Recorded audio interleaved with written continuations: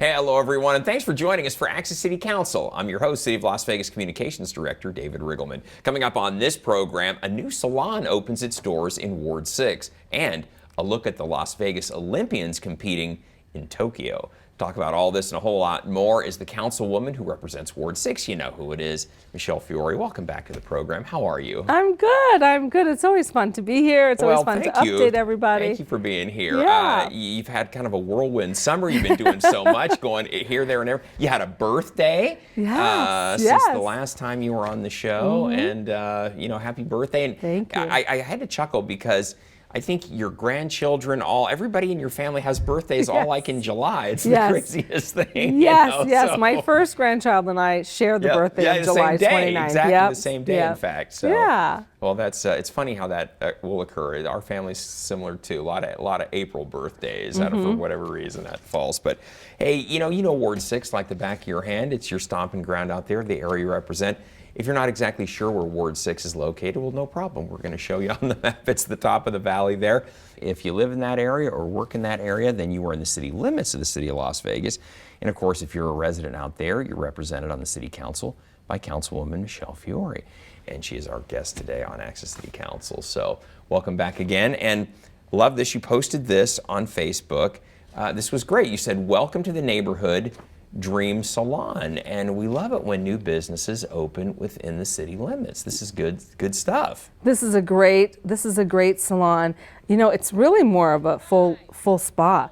I mean, they have facials in there, foot zoning, haircuts, you name it, they've got it in that salon. So wash and blow out. So that's going to be my new hangout. Very good. Very good. And here's the thing. It's kind of like our city family. The owner's husband is Allie, who works for our parks. Very good. Yeah. So it keeps it all in the family, so to speak. But we really love to highlight new businesses when they open. We've had a rough past year. You probably heard something about this pandemic that was going around. And so for businesses to survive, it was a big enough deal. And then for businesses to open, boy, we're really glad that they're coming into the neighborhoods, coming into our city, and welcome. We just wish them all the best. And it's I have to tell you, it is a beautiful salon. It's not your typical salon. The way the decor inside, beautiful. They have a selfie swing, really nice. I mean, I think people are just going to go in for the Instagram selfie. I mean, it's literally that beautiful. Well, it's on Sky Point Drive out in Ward 6, so it's kind of out there in the north part of. It's only a mile and a half from my house. I can go get my feet massaged and my hair washed and blown. I'm happy. Well, again, congratulations to them. Welcome, as the councilwoman said, welcome to the neighborhood, and wish them great success. Again, we love when new businesses open within the city, especially after the year that we've all faced economically in this country. So. Yeah, and it's been rough. I'm so excited that we do have the businesses opening because so many closed. They did. They really did. And so when we see them open, we're really going to celebrate that in ballyhoo it here in the city, because we love to see those things occur. Love to see this happen too, Councilwoman. Las Vegans in the Olympics. Yes. Olympics going on. We have 18 Las Vegans that have a connection to the Olympics that have been over there competing. You know, I've lived in Las Vegas a long time, as you have, and it used to be very rare that anyone from Las Vegas was in the Olympics. One or two folks every now and then. Now we have 18 people in the Olympics. And they have some connection. As Kelsey Plum from the Las Vegas Aces, she's was on the three-point team. We had Erica Sullivan won a silver medal. She's in the Sandpipers, just a young lady. She's a teenager, and she competed against the great Katie Ledecky. And of course, these are the others on the list, and runs the whole gamut. We've got folks that are from the Las Vegas Aces. We've got Connor Fields is a BMX rider. We've got a little bit of everything on there. Kelsey Plum, you saw from the 3-on-3 team. Bella Sims is a swimmer. Bo Becker won a gold medal in the men's 4x100 swimming relay. So we got talent. Yeah, we really do. We've got talent here in Las Vegas. I talk about all that because I guess as a city, we've not only grown, but we've also grown in a kind of athletic prowess as well. We have. Because we've got Major League Baseball players that are from here. Football. Yeah, football. Las Vegas Raiders. Yeah. And now we've got 18 people in the Olympics. That's got to be a record for us. I think it is a record. I think it is a record. And, you know, the swimmers are incredible. They My are. intern, Audrey, who's 16, is a swimmer. Is she really? Oh, yeah, yeah. Long and lean and amazing. Yeah, it's good exercise. There's nothing, I tell you, if you want to stay in shape, swim. That's a good way to go. The Sandpipers Swim Club, too, here in Las Vegas. Boy, they really are a amazing. force to be reckoned They with. are. Yeah. They are amazing. And, but they've been amazing. And they they've made the Olympic team year after year after year after year after year. Yeah. Bo Becker, Bella Sims, Erica Sullivan, and Katie Grimes, all from the Sandpipers. Katie is all of 15 years old and made the team. Isn't that amazing? The others are young. Bella and Erica are also very young. Bo is the veteran of the group. I think he's like 23 or 24. So. But, amazing. Amazing. So if you want to get your kid into a great swim program and maybe see them in the Olympics someday, you might want to think about getting them involved here in Las Vegas, because we've seen, and they've talked about that. I don't know if you've watched any of the Olympic coverage, Councilwoman. I think I know you have. They talk about the Sandpipers and the Las Vegas connection with so many of these swimmers. What a great kind of conduit that is to bigger and better, whether it's college athletics and swimming or even the Olympics. So. Well, all the scholarships and stuff, it's amazing. And what better thing to do in the desert than swim? Yeah, I mean, pools are important around here. Pools are really important. Water's important here in the desert. Right. Yeah. So very well said. And we should mention, too, that, and we're going to talk about this a little bit later on, you got a great pool. The Sandpipers train over in Ward 2.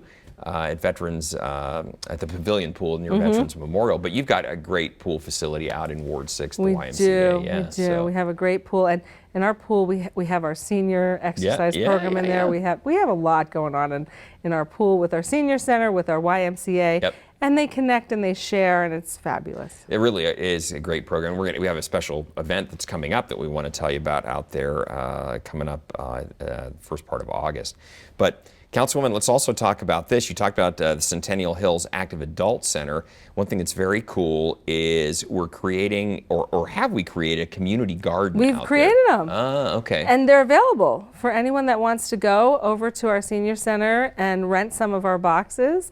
They're really, really cool. So you can start becoming a gardener and grow your own vegetables. Now, what you're looking at here is the one at Floyd Lamb Park. These are very similar. But, Councilman, explain to everybody what the community garden bed idea is. You rent the box. You rent the box, and you grow and you learn to grow your own vegetables. And you can give your vegetables away. You can eat your vegetables, whatever you want to do with them. I mean, the community garden is all about being in the community and gardening together and growing and learning and teaching each other, and it's just really it's a true community event.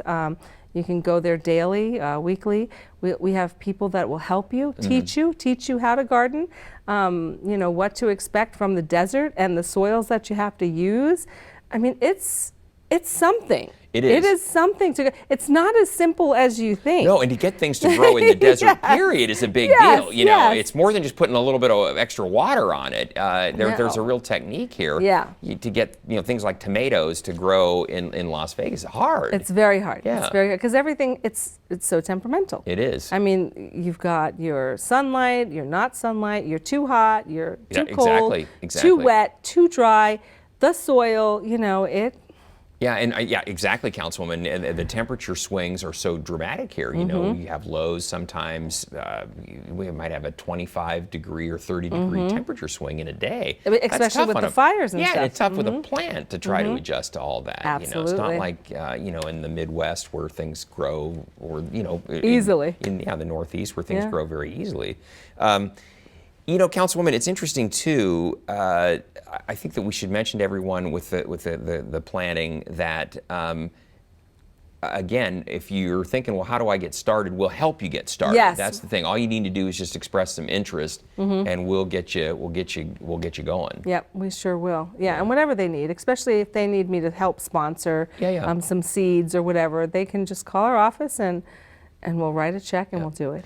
It's amazing. We have some of these little flower beds here at City Hall that the employees have planted, and it's amazing how well that they do, and how good it tastes, though. They do. Have you tasted Maggie's vegetables? Yeah, stuff out of the garden is Yes, is a whole right lot, here. Yeah, it's a whole lot different than buying it at the store. Not that there's anything no wrong at the store. pesticides. Well, and it's There's just fresher too. It's fresher. Yeah. It's fabulous. It's Yeah. fabulous. It's like that whole farm to table is cool stuff. If I could just do that, but I can't seem to find the squeeze time in. Yeah. But no. You're kind of busy. You have a Kinda, few things just going on. little. Yeah, here at City Hall and everywhere in the community. So, but well, you're growing things in other ways. So Yes, thank you. Thank you, that's David. very true. When the constituents need you, you are there, and we're going to tell you how to get in touch with the councilwoman if you need her, if you have something from the garden or anything else she'll help you out with.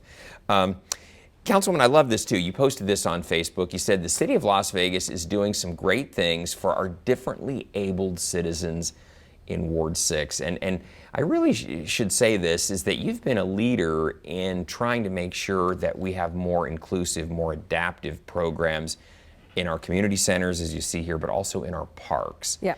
And for people of all ages, and for all of the things, as you say, that make them differently abled. Yeah. Yeah.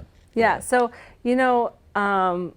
think about when you go to a park and let's say, you have different abilities and let's say you have a wheelchair and you see the other kids swinging, but you can't. So now you can because we have a wheelchair swing. Yep. Or you have autism and it's a sensory wall that, they can kind of feel and touch and get to know. So in Ward 6, there's 17 parks, and me and our director, Greg Weitzel, is working on getting some type of adaptive equipment in every park. Yeah, that's going to be a big undertaking, but that way you and I have talked about this. That way, since the beginning, and it takes time and energy. It does. But the ball is rolling, and I've encouraged and have challenged all of my other peers on the council to please start getting adaptive equipment in all their parks. And I have to say, Ward 5 has stepped up. They're making a whole park of adaptive equipment. Yeah. So it's going to be extremely exciting to have one, just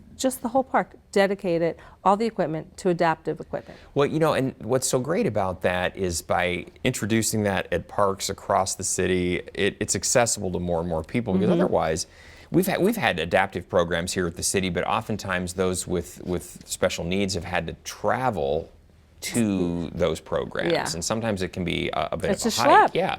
Whereas your concept is we're going to try to put more of it everywhere. Yeah. Everywhere. And makes a big difference. even if some wards need help funding, and they want to put an adaptive equipment in their park, and once our parks are done, or even if our parks aren't done, but we can spread the wealth in our park funds, I'll help other wards and share Ward 6's park funds with other wards if they can get adaptive equipment into their wards. Yeah, it's an important thing. You have family members with autism. I do as well, and to have something like that sensory wall, to have those type of inclusive features in a park, you don't even know how special it is to those folks and to their families. So because they feel included now. Yeah, exactly. Yeah. And that they can participate. And the idea to go to a park is to enjoy it and to have fun. Yeah. And for people with those special needs to get to the point where they can enjoy it and have fun, as opposed to this is stressing me out or it's causing me anxiety. It's a big thing. It is a big thing. Well, and again, I love it, the differently abled citizen. So differently abled citizen, we're talking about people of all ages too. I love the picture you had there. We're talking sooner or later, I guess we're all going to be differently abled, right? Yes, well, people don't, it's funny, getting older, and let me tell you, I'm not one of those, I was on 4 planes in the last week and my ankles were cankles, So now all of a sudden, I'm different. I got to go get those compression socks and, sleep with my feet on 4 pillows high up in the air. And, it's like, listen, we're all different. Yeah, Father Time. There he is again. Yeah. So, all right. Well, good stuff all the way around there. And then, Councilwoman, I love this. We had talked about this a lot. On 4th of July, Independence Day, big celebration, big 4th of July fireworks display out in Ward 6. Councilwoman was really the driving force on this. This was a big hit again this year. Yeah, we had We gave out 5,000 flags. We expected the crowd that we had. We have a new fireworks company because unfortunately our last fireworks company went out of business, and it was amazing. We had a 15-minute fireworks show, all professional. Probably one of the best shows I've ever seen in the Valley. I wasn't out there, but I heard it was fantastic. Yeah, it was literally amazing. I always loved the grand finales. Our grand finale was amazing. Everything was put to music. And again, very, very happy, very successful.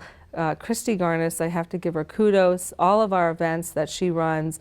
You know, before the city of Las Vegas, I was Christy in my world. Yeah, I know I you was were. the Christy in my world. And then all of my staff and volunteers. So having literally a professional has just made it so much easier and smoother. Yeah. Smoother. Well, she's great at it. Yeah. I mean, that's her thing. Christy Garnis is the city's event planner, and she's just outstanding. And she gets the best everything, the best of everything. And she knows, like, everything has to be 5 stars for my residents, right? So she gets the best fireworks company. So I'm very happy.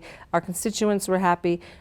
We had a lot less illegal fireworks. You know, Councilwoman, that's what I really appreciated by giving people an opportunity to go and see an amazing fireworks show. I think they were less apt to be shooting them off in their backyards and into the neighbor's pool and stuff, you know. Yeah. So, because I got to say, I don't live in Ward 6, but there were a lot of illegal fireworks going on around the area where I live, and I wish that more people had gone out to your fireworks display. Well, we had 10,000 folks. Yeah, I don't know if we had exactly. more room, but you know, where there's headroom, there's heart room. Exactly, Yeah. exactly. And big event. I suspect you're planning on doing it again next Oh, yeah. year. Yeah. Oh, Okay. yeah. Okay. Yeah.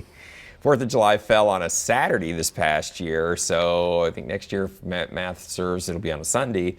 And so, yeah, it'll still be a weekend and an opportunity to come out there and really enjoy. So, Floyd Lamb Park, right? That's where it takes place. Well, we in. had to move it because we kept getting bigger and bigger and bigger, and so we had to move it to Floyd Lamb. And, Gary Goet with Olympia, he's one of our sponsors for that, and we had it at his Sky Canyon Park for the last 2 times, but we outgrew his park, and so so now it's at Floyd Lamb because we have 6 different sections, and where they placed the fireworks, all the sections could see them, and all the neighbors, and it was really cool. It was really cool. That's nice. That's very nice. And again, you were saving the illegal fireworks from going up. So, Councilwoman, too, I want to mention this also, since you've been on the show. National PTSD Awareness Day took place. It kind of ties in, folks, it's always June 27th every year. It really ties in with the 4th of July. I think the message often is, look, there are a lot of veterans who suffer from PTSD. Fireworks do not help them. And so when you're not only shooting off the illegal fireworks, are you putting, people's property in danger, but their pets and veterans often suffer a lot of stress through that as well. And it's sad because I really don't think folks understand the seriousness of our veteran suicide. And a lot of people don't realize that the PTSD, they are prescribed medication that is a psychotropic, which on the black label it said these medications, could influence homicide or suicide thoughts, and they always say if you have these thoughts, contact, your doctor. However, they don't. And so PTSD is serious, it's real, and I really think that we need to be much more aware. Yeah, Councilwoman, you bring up a good point. I mean, we've seen a high rate of suicide among veterans, higher than the rest of the population. And again, when you add in legal fireworks to people who are already struggling, it's not really helping. So that's why that day falls so close to the 4th of July. That's to try to remind people, hey, listen, if you're going to go shoot these things off, keep in mind you may be affecting somebody who's suffering from PTSD. So yeah, absolutely. So, well, thank you, Councilwoman, for recognizing that day and mentioning it, and it's something that all of us need to keep in mind as we go through the calendar every year. And speaking of calendar, It's back to school time is coming up really fast.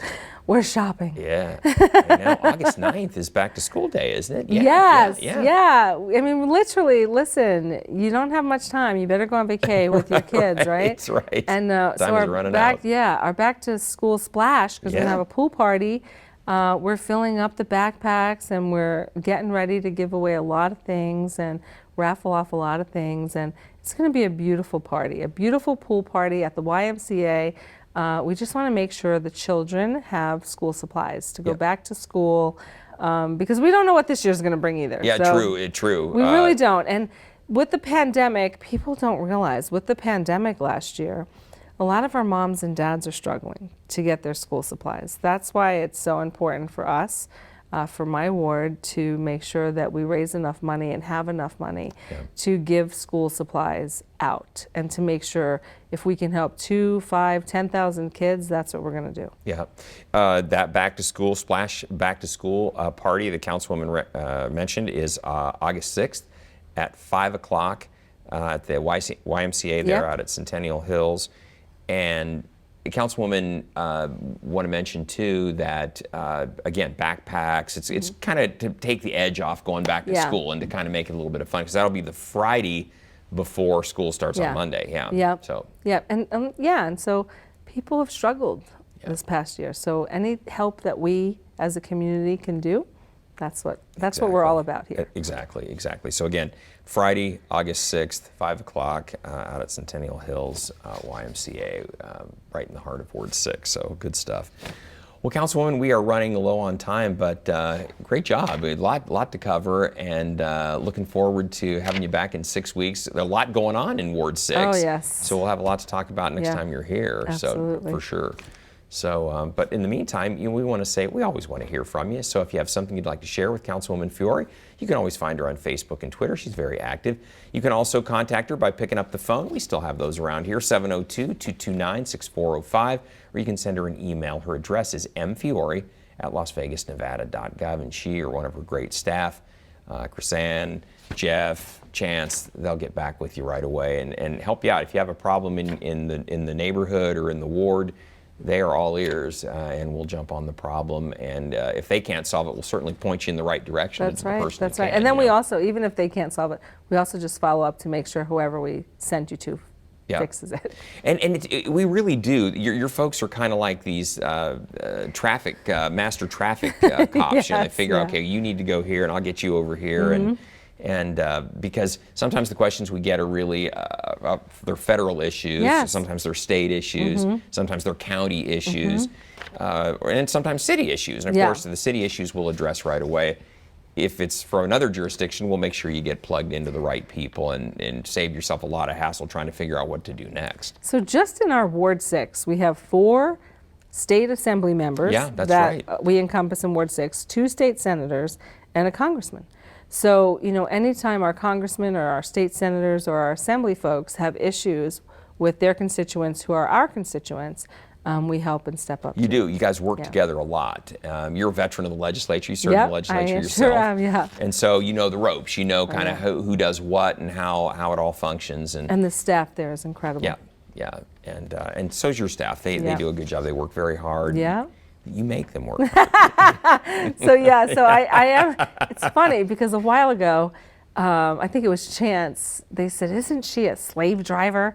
And he goes, She is, but she drives herself the most. Yeah. Right? So I'll never ask anyone that works with me to do something that I won't do. You've always said that, and I think that's clear in the way you get the job done. Yeah, everything that they're at, you're at, probably there before them too. Yeah, So, well, good stuff. Well, Councilwoman, again, we are out of time here, but again, thank you so much for being on the show. We'll have you back in 6 weeks with another update from Ward 6. And in the meantime, everybody, we want to thank you for joining us for this edition of Access City Council. Our next Access City Council show begins airing August 5th with Ward 1 City Councilman Brian Knutson. You can catch all of our KCLV shows on Apple TV, Roku, and Amazon Fire. And don't forget, you can watch us live on the internet at kclv.tv. Thanks for watching, everyone. We'll see you next time around.